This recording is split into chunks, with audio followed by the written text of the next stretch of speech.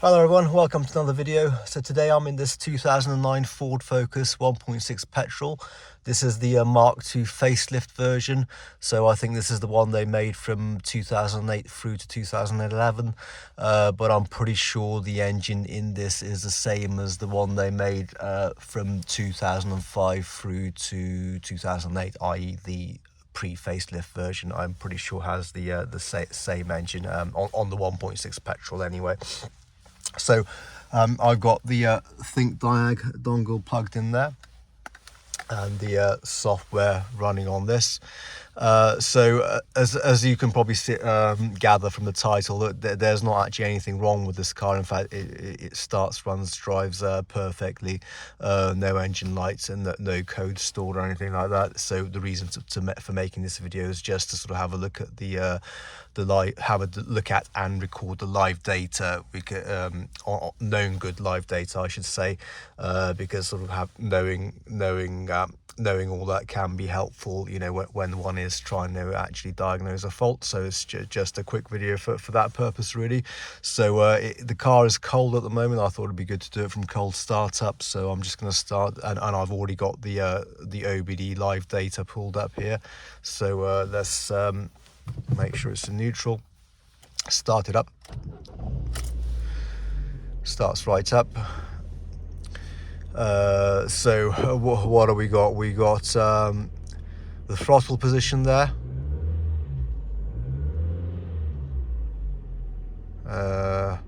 Barometric pressure, that's the sort of atmospheric pressure basically. The calculated load on the engine. I won't bother sort of reading these out because I think it will be clear enough for you to see, for it to be recorded on the video. The voltage on the module, that's basically just the system voltage with the alternator running basically. Coolant temperature, that's going up slowly. It is in Fahrenheit, unfortunately. On this ThinkDiag, I've tried to change it to degrees Celsius, but you can't, or as far as I'm aware, you can't. So it is some Fahrenheit, I'm afraid, but that does, what we're seeing there does correspond to like a fairly cold engine. It's about correct. We can see the revs there, which correspond to the obviously what we can see on the rev counter.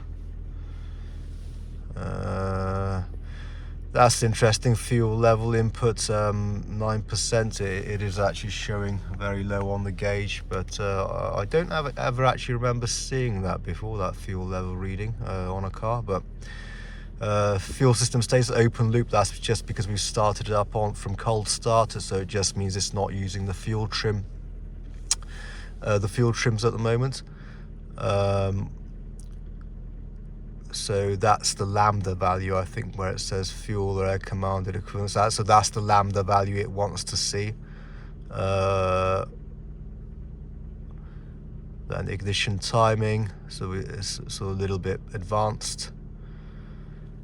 Intake air at temperature, again in Fahrenheit, I'm afraid, but I think it's about 10 degrees, I think, to outside at the moment in Celsius. So I think that corresponds roughly to about that. But also don't forget that as the engine warms up, the intake air temperature will kind of go up a little bit just because of the heat soak from the engine. So manifold absolute pressure on the map sensor, that's showing a vacuum now, because atmospheric pressure is about 14 psi, so 4 psi is a little bit of a vacuum. That should go down, so that should go up if we give it a little bit of a rev. Let's give that a try. Yeah, as you can see, it sort of initially goes up but then goes back down. Okay, so I think it's gone into closed loop now, has it? No, yes, it's just gone into closed loop basically. So we can see our fuel trims, long-term fuel trim there, pretty close to zero, what you would want it to see. It's telling us that the engine light is off, it's not being commanded on, because like I said, there's nothing wrong with this car. That's just showing that it's to European EOBD standards. This is the actual voltage from the oxygen sensor, bank 1, sensor 1. We would expect that to be kind of like ranging between 0 and 1 like it is now. So that looks all good. The the second oxygen sensor, bank 1, sensor 2, again that will also kind of range between 0 and 1, but it's normal for that to be moving a lot less and for it to be kind of more stable around that 0.6, 0.7 sort of region. So again, that's good. Short-term fuel trim, so it looks like it's sort of taking away a little bit of fuel at the moment, but not a lot, still fairly close to 0. Generally anything under 10 is considered okay, is considered good, plus or minus, so that's good. And this car seems to be working out the fuel trim on bank. Why is there two different figures there? Short-term fuel trim bank 1, short-term fuel trim bank 1, sensor 1. So I'm guessing, what's good? What does that mean? What does it mean? I'm not quite sure why those two are sort of. I think this must be an overall fuel trim calculation. This must be just purely based on the sensor, what's the first oxygen sensor, and then maybe it can do a calculation on the second oxygen sensor as well, but it doesn't appear to be showing that. And that's it basically on the OBD live data on this tool. This is all we get. Let's scroll back up to the top once more.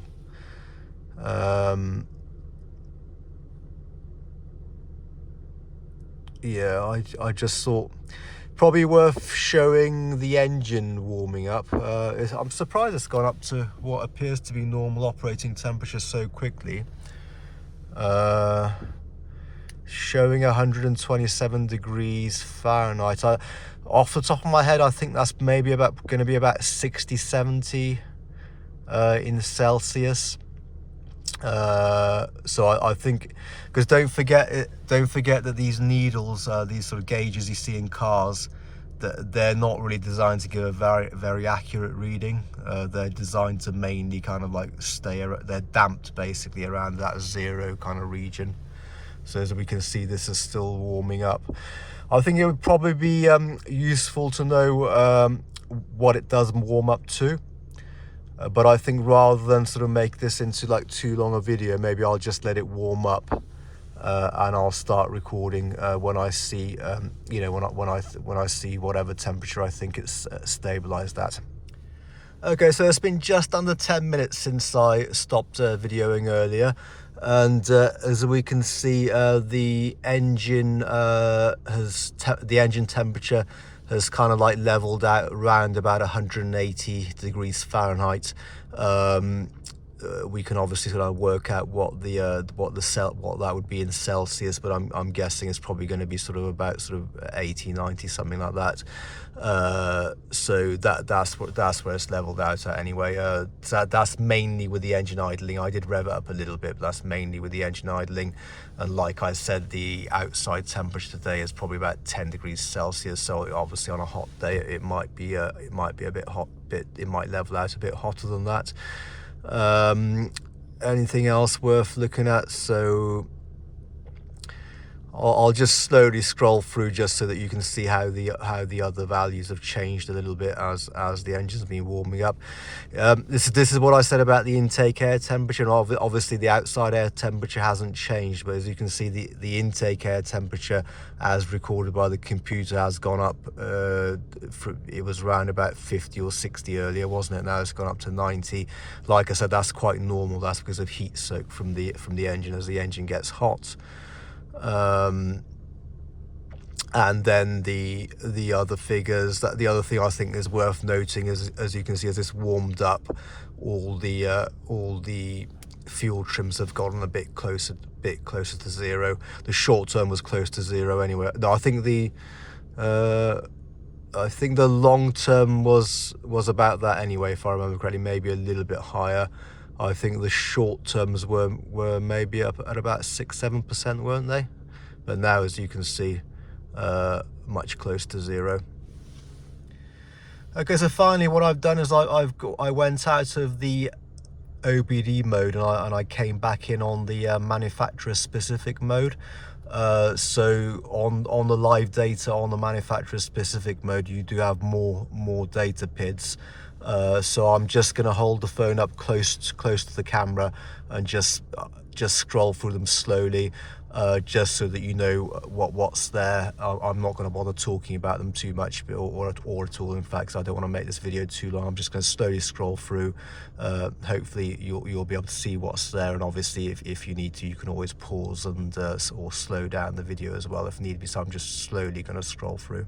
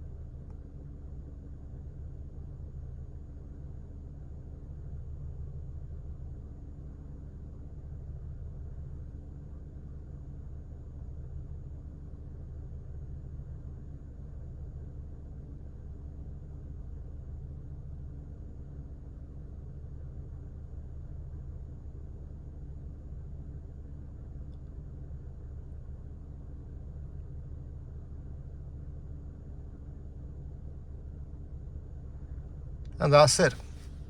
Okay guys, so I'll leave it there. I hope the information here is hopeful to you, helpful even to you in your fault finding and your diagnostics. To be honest, part of the reason I made this video is I thought I might just record this just for myself initially, just because I myself sometimes I'm kind of looking at stuff. And I'm thinking, is that right, is that not? And sometimes I do find myself sort of like wishing I had a known good to compare to.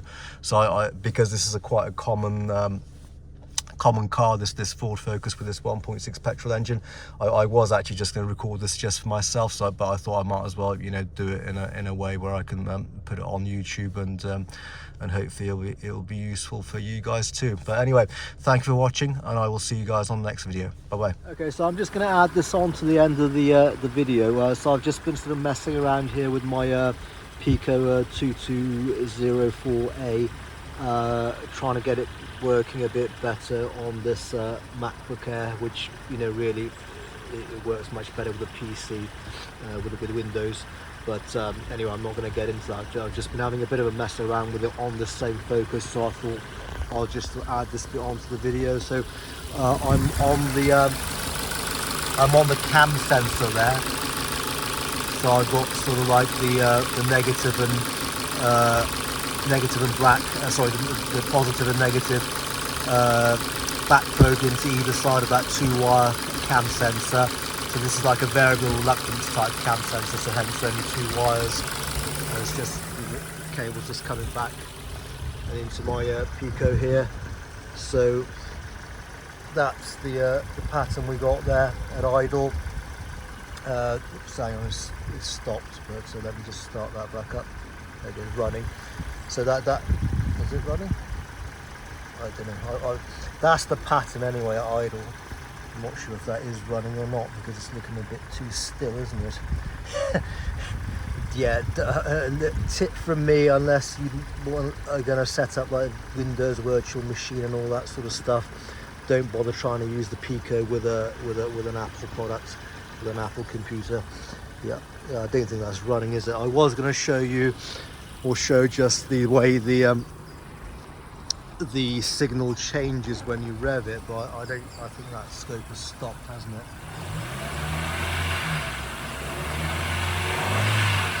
Yeah, the scope has stopped. Yeah, I haven't been having much luck using that this thing with the Apple products here.